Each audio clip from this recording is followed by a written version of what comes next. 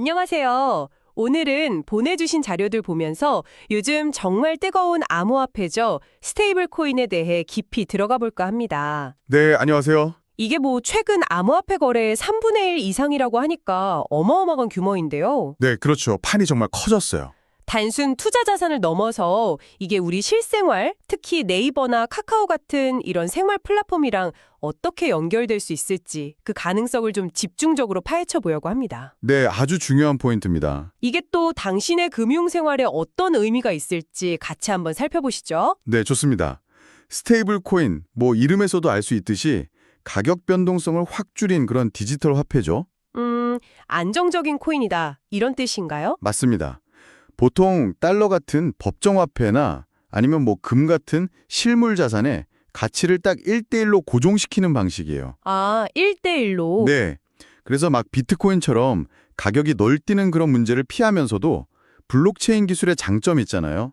투명성이나 효율성 같은 거요. 네네, 그렇죠. 그런 건 그대로 가져온 거죠.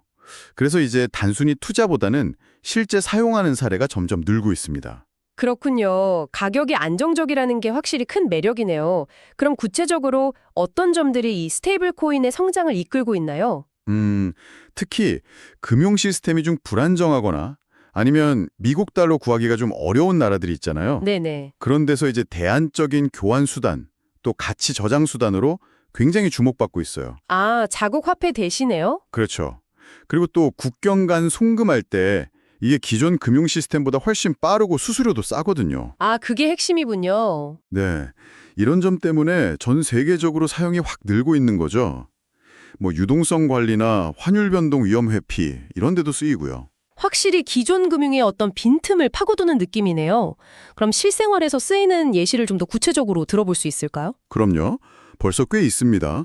예를 들어서 크립토닷컴이라고 여기가 국내 VAN사, 그러니까 결제 중개하는 KS넷이랑 제휴해서요. 네. 외국인 관광객이 한국에서 스테이블 코인 기반 카드로 대중교통 요금 내는 거 이런 시범 사업도 했었어요. 오, 진짜요? 벌써 그렇게까지 됐나요? 네.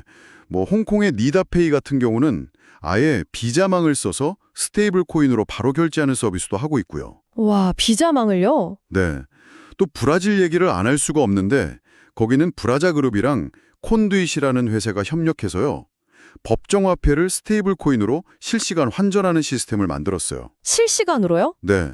그래서 원래 며칠씩 걸리던 외환 거래가 그냥 몇 분 만에 끝나게 된 거죠. 이야, 이건 정말 혁신적인데요? 그렇죠. 그리고 아프리카, 사하라 이남 아프리카 같은 경우는요. 스테이블 코인으로 송금하면 기존 방식보다 비용을 무려 60%나 아낄 수 있다는 그런 분석도 나왔어요. 60%? 와, 이건 거의 게임 체인저 수준인데요. 네, 맞아요. 기존 송금 서비스들이 정말 긴장할 수밖에 없겠죠. 그러게요. 그럼 이제 제일 궁금한 한국 상황으로 넘어가 보죠.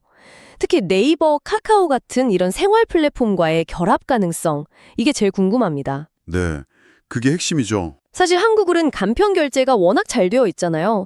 네이버페이, 카카오페이 다들 쓰는데 여기에 스테이블 코인이 들어갈 자리가 있을까요? 그래서 원화 기반 스테이블 코인 생태계를 어떻게 만들까 이런 논의가 시작되는 단계인데요. 네, 시작 단계군요. 여기서 한양대 강영구 교수님의 분석이 상당히 흥미롭습니다. 어떤 내용인가요? 과거에 네이버나 카카오가 구글이나 페이스북 같은 해외 거대 기업들 공세 속에서도 살아남았잖아요. 그렇죠. 국내 시장은 꽉 잡았죠. 네. 그 비결이 결국 한국 사용자에게 딱 맞는 서비스, 로컬 콘텐츠 이런 거였단 말이죠. 맞아요. 최적화. 네.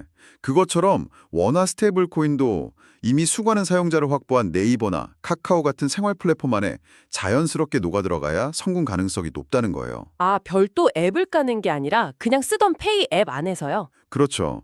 네이버페이나 카카오페이 안에서 바로 쓸 수 있게 하고 거기에 K 컨텐츠 할인이라든지 한국 사람들이 좋아할 만한 그런 혜택을 딱 붙여주면 초기 사용자 확보나 생태계 확장에 훨씬 유리하다는 분석입니다. 오, 상당히 설득력이 있는데요? 단순히 이걸 금융상품으로만 볼 게 아니라 플랫폼 경쟁력 강화하는 더 큰 그림에서 봐야 한다는 거죠. 듣고 보니 그렇네요. 소비자는 그냥 쓰던 앱에서 혜택 받으면서 자연스럽게 쓸 수 있고 또 어떻게 보면 달러 기반 스테이블 코인이 국내 시장을 다 가져가는 걸 막는 효과도 있겠고요. 네, 정확합니다. 그런 효과도 기대할 수 있죠. 그럼 이런 움직임에 대해서 뭐랄까 체계적인 금융기관들은 어떻게 보고 있나요? 전통 금융권에서도 뭔가 움직임이 있나요? 그럼요. 거대 기관들도 굉장히 발빠르게 움직이고 있습니다. 예를 들어 미국 증권예탁결제원 DTCC라고 하는데요. DTCC요? 네, 여기가 매년 처리하는 증권 거래 규모가 경단위가 넘어요. 수천조 달러 규모죠. 미국의 거의 금융 시스템의 심장 같은 곳인데 와, 상상도 안 되는 규모네요. 그렇죠. 근데 이런 곳조차 자체적으로 스테이블 코인을 어떻게 활용할지 검토 중이라는 소식이 나왔어요. 정말요? DTCC가요? 네. 만약 이게 현실화되면 정말 전통 금융이랑 디지털 자산 시장의 경계가 본격적으로 허물어지는 그런 중요한 분기점이 될 수 있습니다. 이야, 이건 정말 큰 변화의 시작일 수도 있겠네요. 네. 그리고 유럽연합의 미카 법안 아시죠? 암호자산 시장 법률안. 여기도 그렇고 싱가포르, 일본 같은 주요국들도 이미 스테이블 코인 관련 규제틀을 만들고 자국 통화 기반 스테이블 코인을 키우려고 적극적으로 나서고 있어요. 전 세계적인 흐름이군요, 확실히.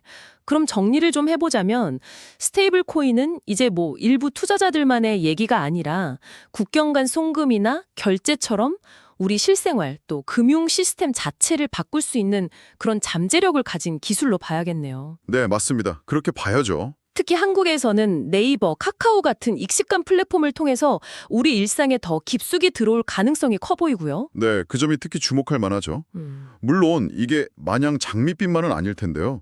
풀어야 할 숙제들도 분명히 있겠죠. 당연히 있습니다. 가장 큰 게 역시 규제 문제죠. 특히 자금 세탁 방지, AML나 테러 자금 조달, CFT 방지 같은 규정을 어떻게 준수할 거냐. 이게 중요합니다. 그렇죠. 항상 나오는 문제죠. 네. 기술은 발전하는데 이런 위험들을 관리할 수 있는 규제 환경을 잘 만드는 게 관건이겠죠. 물론 테더 같은 주요 스테이블 코인 발행사들은 이미 규제 당국이랑 협력해서 의심거래 모니터링도 하고 관련 지갑 동결 조치도 하고 있긴 합니다. 자체적으로도 노력을 하고 있군요. 네.